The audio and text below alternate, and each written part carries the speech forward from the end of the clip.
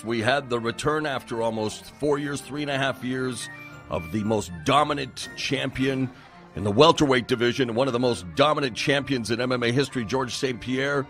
Now he goes and posts an 8-second video telling Michael Bisping he'll be ready to go until, well, he won't be ready to go until after October. He was supposed to come back and challenge Michael Bisping, his first fight at 185 for the championship. That didn't sit well with people like Luke Rockhold, Anderson Silva, Yoel Romero. I mean, there's a logjam. It's incredible what's happening. And now, Dana White down under in Australia telling the media there that, Bisping and Georges St. Pierre, well, we can't wait that long for GSP. If he's not ready to go until after October, it's going to be Michael Bisping versus Yoel Romero for the middleweight championship. What it should have been all along, if not for Jacare Souza. And we found out what happened when you do continue to fight. See, people say, well, you shouldn't wait. You should stay busy. You got to make money. But sometimes when you fight, you do lose, and you lose your spot. And Jacare Souza found that out quickly against Robert Whittaker, who also, Dana White saying he would love to bring a middleweight championship fight to Australia because of the support the Aussies have given the Ultimate Fighting Championship. But for now, as of this recording, GSP, Michael Bisping, off the table. Why don't they then give GSP and Anderson Silva the opportunity to meet what the fans have wanted for a long time? It's like their, Manny Pacquiao, Floyd Mayweather fight that's gone on. And with Silva's really pissed off. He wanted that interim title fight against Romero in Brazil, but he wanted it for an interim title, which to me is a joke. I can't even say the word interim without gagging.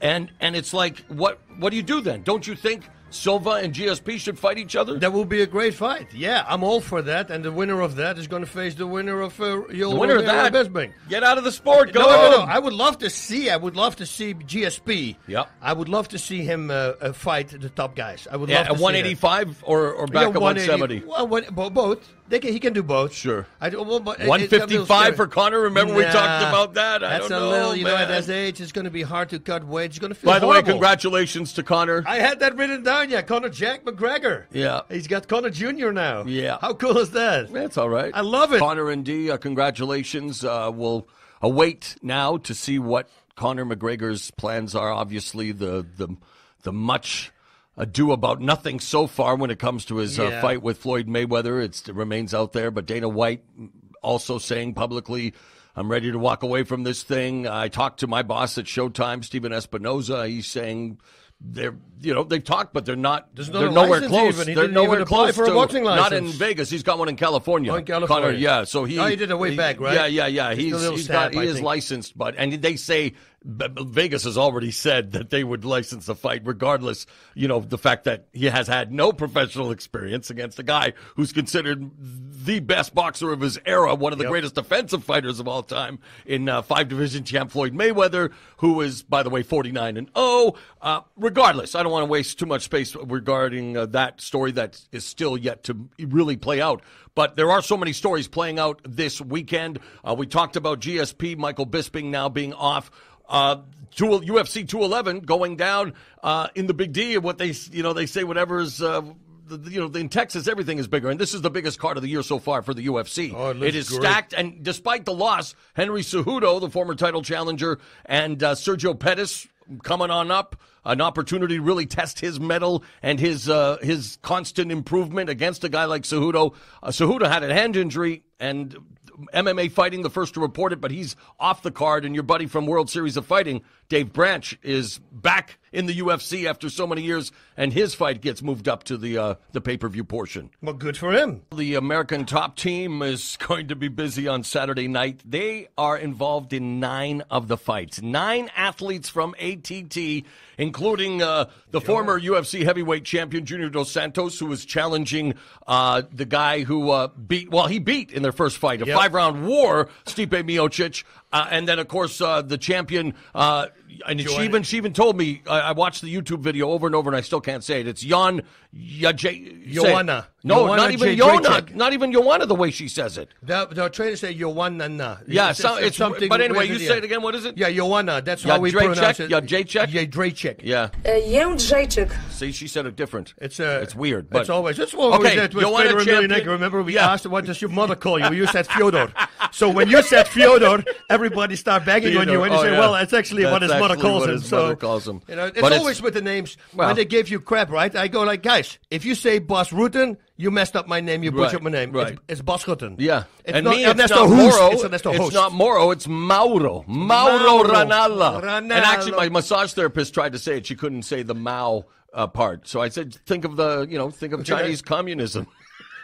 And you said, we're not going to marry then. Yeah, exactly. But anyway, so ATT, 9 athletes on the card. Busy night, but...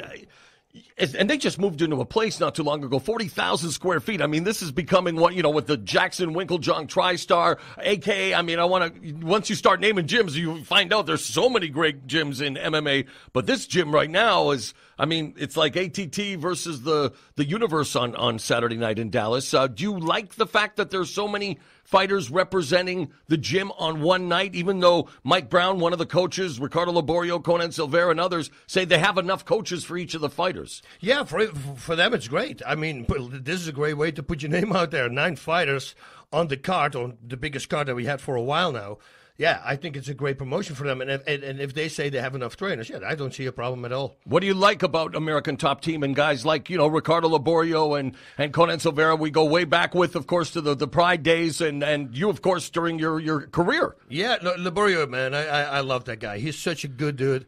I met him a whole bunch of times. With, he used to live close to Kevin James also, and he was working with Kevin. So, if I was at Kevin's place, he would be there with his daughter, who's blind, right, but still does jiu-jitsu. And the kids from Kevin, man, they love his daughter. He's one of those guys, you talk to him and you like him instantly. He's such a good dude. And Conan Silveira also. I know him for a very long time as well. And the great thing about the American Top Team is in the beginning, it was all, they kept focusing on the groundwork. But they don't do that anymore. Everybody's smarted up nowadays. They have great striking coaches, great strikers coming in. And Joanna, when she comes out, that's a really good move to do that before. Because normally that's the thing that you do when you lose. Mm-hmm. Then you have to have changed camps. But she already identified, wait a minute, I'm a great striker, but she's going to face somebody who is a great grappler. She's like the RDA, right? Rafael Dos Anjos. It's that style of fighting that her opponent has. So she very smartly. Well, over to American Top Team. Speaking of American Top Team, a man who wants to be at the top of his division again for the second time is Junior Dos Santos, and he will challenge Stipe Miocic. Miocic making the second defense of the UFC heavyweight title that he won, and he, of course, dominated Alistair Overeem in his first title defense. Of course, knocked out Fabricio Verdum to win the title. Has looked impressive. But in that fight against Junior Dos Santos going back to 2014, a 5-round war, you saw glimpses of what I think Dos Santos can do better in this fight. And you wonder, I guess, we've seen Dos Santos improve against Ben Rothwell with the ring positioning, the fact he didn't get himself caught on the fence as much. It really impresses me that a guy with his the miles on his odometer and his experience is still able and willing to do that. So who do you like in this fight and why? All right. Well, let's talk about it. Junior Dos Santos, let's talk about him.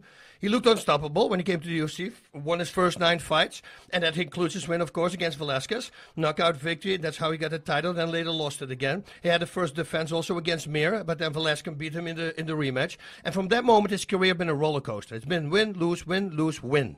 That's been his career. And with that last win that he had against Rothwell, they gave him the chance to win his title back, since he beat before already the now champion Stipe Miocic. And in the fight against Rothwell, I really liked everything he was doing, man. The straights to the body, straight body, also with the left. It's a great way to add that overhand right that he has, a really good overhand right. That's how he won the title. He also moves a lot now. You already talked about it. Lateral movement, feinting, level changes. All of that is great. He's also good at staying just outside the reach of his opponent and countering. And because he has such a long reach, it's a great thing. Another great thing that he does is when he moves back, always to the sides. All these skills that I'm talking about right now, normally normally I have to put him in the breakdown, but he is doing them already. The left straight to the body. And again, I call it a straight because he throws it with power. It's a really great way to set up an overhand. That the opponent gets used to the movement of when he throws that left straight to the body, and then suddenly, boom, add an overhand right. Or, when you let your opponent get used to that movement, you don't even have to throw the left straight to the body anymore. If you just lower yourself, they're going to think it's a left straight to the body, and then immediately throw a right overhand right. But he also uses that exact same movement. So now he's got 3 ways to use that movement for a left hook. So first he does body shot, but then he lowers himself and he comes with a hard left hook on top. And that is a really good thing to do. Now, Miocic won his last 4 fights, all by knockout. And these were fights against top competition. Hunt, Arlovsky, Verdum, and Overeem. And of course he wants revenge, since his last loss was against Junior Dos Santos. Now, in his last fight against Overeem, it was a little scary for him, but also good. Because now he knows he can recoup from a big hit, getting guillotined, and escaping that guillotine. And then on top of that, still win by knockout. Does he have a psychological edge? Do you care about other results? Because Dos Santos was stopped by Overeem. Yeah, I don't see that styles make fights, all that stuff. Okay. Yeah, no, I don't see a problem there. Now, in that fight against Overeem, he was really getting annoyed because Overeem was running backwards the whole time, which, by the way, was a very smart thing from Overeem to do, because then Miocic started following him. And what happens is, once you start missing, you start slowly but surely start to overcommit because you're starting to get aggravated. You don't want to move backwards, but you want to move forward. And suddenly when Overeem was standing in front of him, boom, that's when he got hit. So it got him in a little bit of a problem. This fight, what he needs to say to himself, listen, it's 5 rounds. Chill. We have 25 minutes. But he's also, for Miocic, wrestling.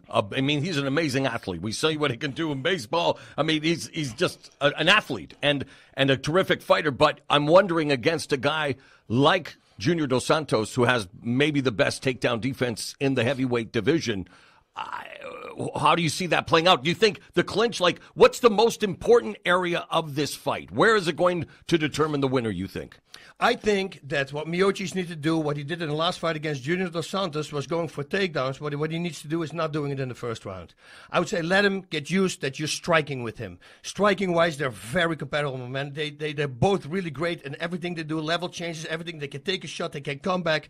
But, in round number 2, maybe in the second half of round number 2, suddenly start going for takedowns as well. And even if you don't get a takedown, don't worry about it, because, you're getting inside his head. What is it going to be? Is it going to be a takedown? Is it going to be an overhand right? You start messing with your opponent. Last time also, he jumped in, and then Junior Dos Santos nearly escaped it, but as soon as they got up, he rocked Junior Dos Santos with a big punch. Right. All that stuff so he needs to keep on doing. So even if you miss a takedown, that doesn't mean you can hit him on a punch going out of it. But this is a hard fight to game plan for me, because both these guys are really evenly matched up. I like what you said, though, about Dos Santos going to the body. That, I think, is going to play dividends. I love the way he uses the jab to the body and then the left hook upstairs, which we saw Marcos Maidana use to beautiful effect against Adrian Broner. And I think something more MMA fighters can do. It's there, right, boss? It's right the jab to the body, boom! And then suddenly you make a left hook, you just change the angle. It's all that stuff, what we're talking about right now. If you're not a fighter, you go yes, that's normal. I'm going to do it. Yeah. And that's what I tell my students every single day when I teach them. I say, guys, it all sounds like this is logic, and it is logic, but guess what? You will not do this when you're fighting. Something in your mind holds you back, and for some reason you're not doing it. It makes absolutely no sense. If you just let it fly and do the things that you worked on, you're going to win. Yeah, Miocic trying to become just the 6th heavyweight champion to make consecutive successful title defenses. You talk about the hot potato division. Dos Santos, he wants to become the 4th fighter to hold the UFC heavyweight title on 2 different occasions. Here's a statistic from Fight Metric. Miocic boasts a 62% significant strike defense, which is tied for the highest among active UFC heavyweights. Miocic is a slight favorite as of Wednesday morning, according to the Westgate Las Vegas Superbook at -145. Dos Santos at +125. I mentioned the defensive statistic for Miocic. What makes this so intriguing, and what we saw the first time, they are both hittable. They're both hittable. They both can knock each other out. I think that Miocic really came together as a champion, though. It's like he became a different fighter as soon as he had that champion. When he got hit by Overeem and with that guillotine, Overeem guillotined a lot of people, and for him to simply get out of that and then take it over the fight and knock him out, That's something. Although I was quick to write off Junior Dos Santos, like so many people going into the Ben Rothwell fight, I picked Rothwell. But boy, what again, to see the necessary improvements and with the footwork, the cage generalship, the intelligence, his fight IQ was much higher, and I think. I love the Stipe Miocic story, and he's a common man, firefighter, doesn't care about the legacy, right? Just wants to win. He's just he's a guy who loves to compete and has that high likability quotient. I may be way wrong here, but I'm thinking Dos Santos going to use the same formula, really utilize the body, take it into deeper waters, and I think he stops him 4th round. TKO. Wow. I got Dos Santos in the 4th round.